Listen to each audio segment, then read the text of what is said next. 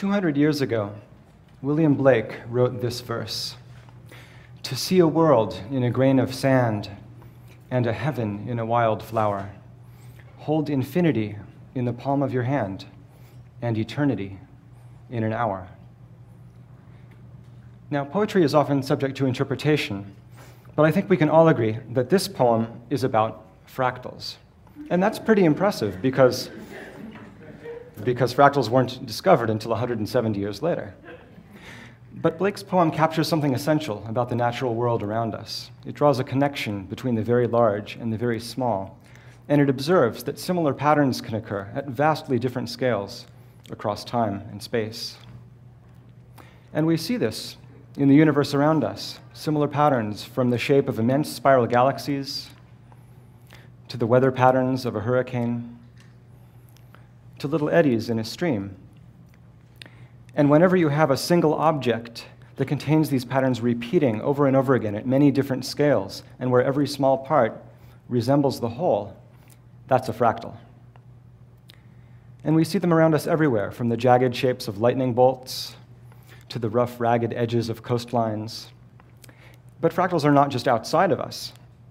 Our lungs are fractals. That's how they manage to pack the surface area of a tennis court folded down into your rib cage.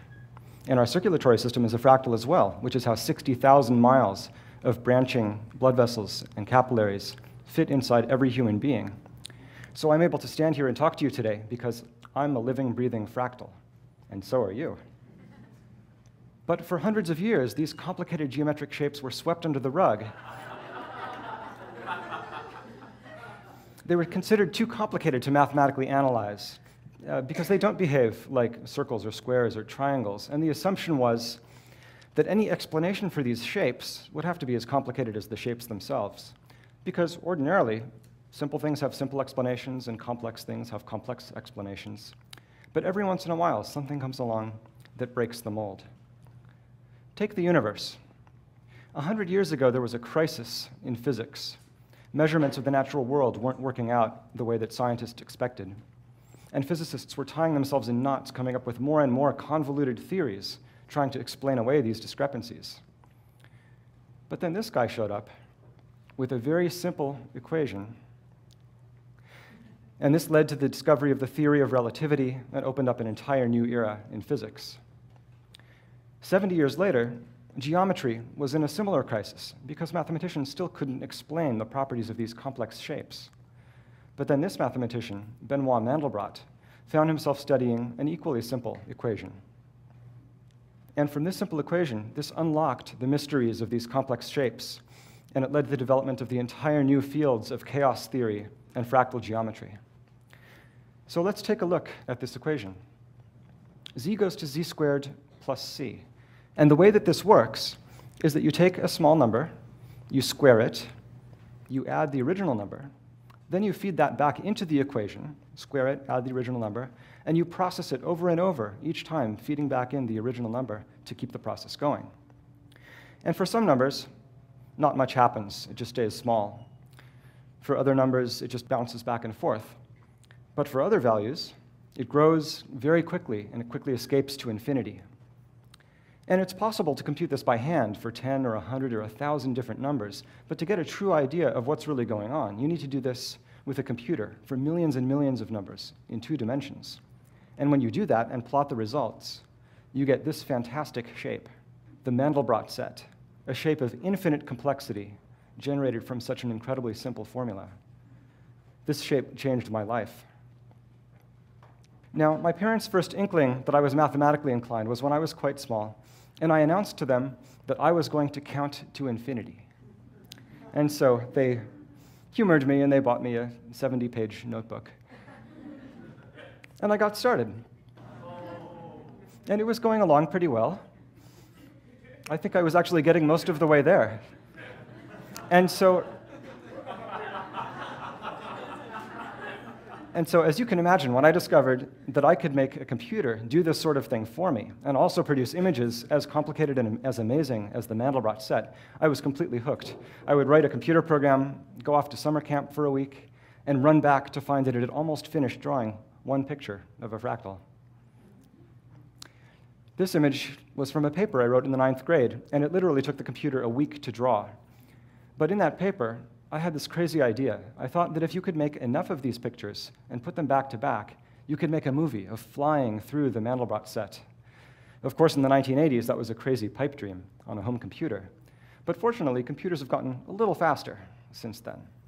For perspective, in the Apollo era, in the 1960s, the sum total of all the computing power in the world was about 10 gigaflops, about 10 billion instructions per second. By the late 90s, IBM was able to pack all of that power into a single supercomputer, the size of a refrigerator. By 2011, it could fit into your pocket. And extrapolating ahead just a few years, all that power will be able to fit into a single grain of sand. So let's do that zoom into the Mandelbrot set. And now it can be done in real time on a cell phone. And so I'll zoom in just a little bit. And by a little bit, I mean a factor of 100 million, because mathematically, there's no reason to stop there. This shape literally goes on forever. You really can hold infinity in the palm of your hand. And in addition to all of the geometric complexity, you can see the self-similarity that buried deep down within the Mandelbrot set are little copies of the original shape. In 2010, Mandelbrot himself gave a talk at the TED conference in Long Beach, and I was lucky enough to be there and to get to meet him. And as you can imagine, that was a real TED moment for me. And I think he would have appreciated that buried deep down within my fractal talk is a little copy of his fractal talk.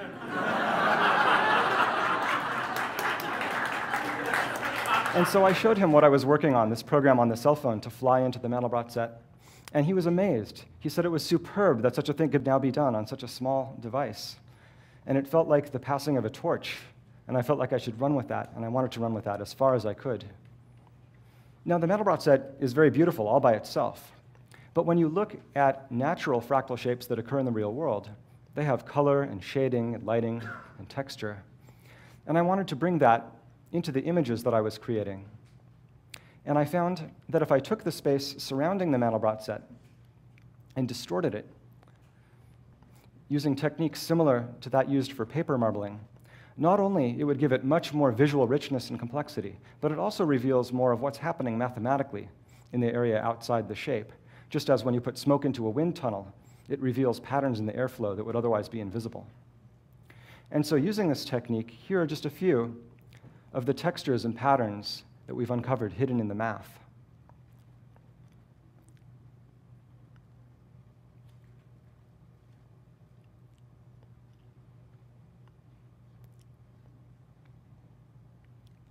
Occasionally, someone will tell me that these images belong in a museum. But I think that's a terrible idea, because at the museum, the first thing they tell you is, don't touch the art. But we're all walking around now with touchscreen supercomputers in our pockets. Fractals should be all about touching the art. It should be an interactive, immersive experience. And so that's what I set out to create, working with the legendary graphic and user interface designer Kai Kraus and another fractal expert, Tom Bedard. This is the app that we came up with. And you might notice that something is missing.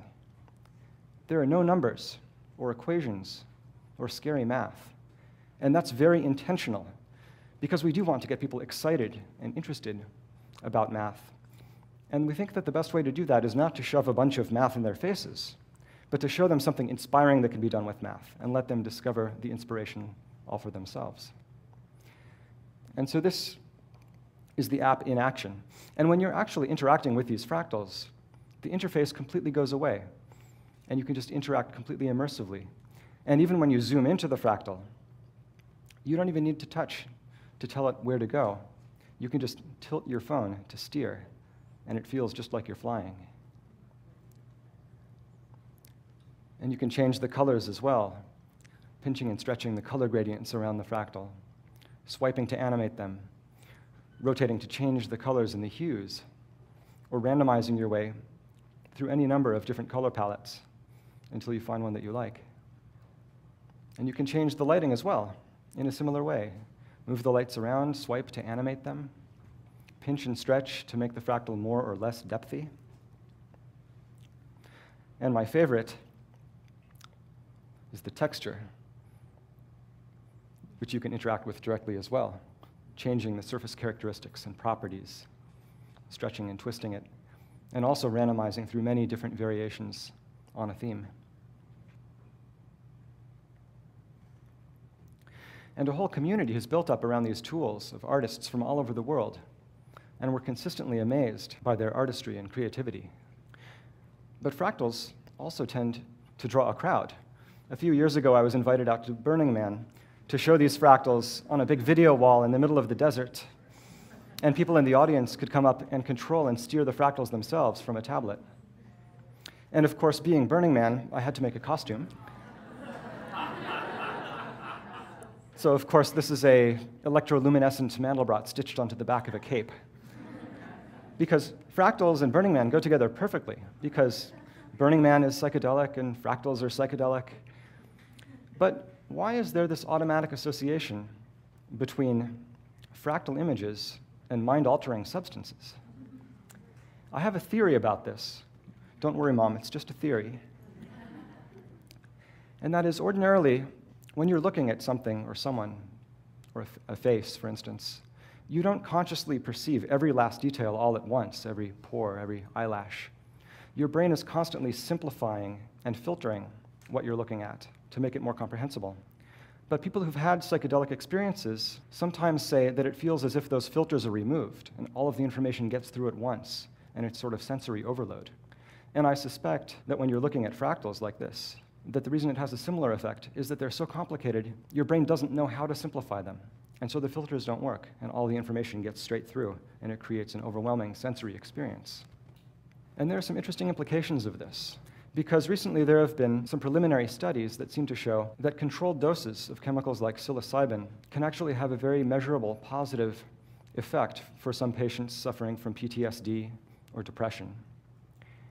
And if these fractal images are activating some of the same areas of the brain, it's possible they might have some of the same beneficial effects. And although it's anecdotal, some of the feedback that we've received seems to bear this out. I am very much impressed with your app.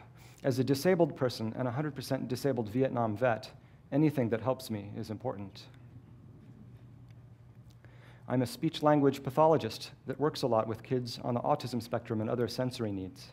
We've been using your app like crazy. It's really hard to get them to stop, actually. Due to a failing autoimmune system, I constantly suffer from chronic pain. I use this kind of program to escape the grip and boundaries my inflicted pain keeps me in. I just wanted to let you know how much your app has seemed to help me in my personal struggle. And so, if fractals can affect the brain to this extent, that leads to another interesting question. Because we know that the lungs are a fractal, and the circulatory system is a fractal, could the brain be a fractal as well? One way to think about this question is through the lens of artificial intelligence and machine learning, because these are some of the best tools that we have to model and simulate what's going on inside the brain. And some of the most successful of these deep neural networks operate on a principle where they're processing information over and over again, while periodically feeding back in the original information to keep the process going. And that might sound a little bit familiar, because it actually is quite similar to the way that Mandelbrot's fractal equation works. And what that suggests is that whether or not the brain is a fractal, it's something much more powerful. It's an engine for generating fractal levels of complexity. So it could be that the brain is not a fractal, but the mind is.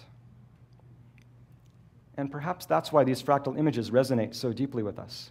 It's because when we're looking at them, in a way, we're seeing a reflection of ourselves.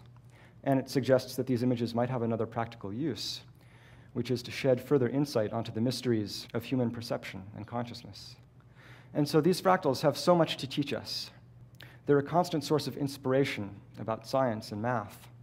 They remind us that when we're looking at something extremely complicated, the key to understanding it might turn out to be something surprisingly simple. And when I'm looking at these images, just as William Blake envisioned, I do see eternity in an hour and the world in a grain of sand.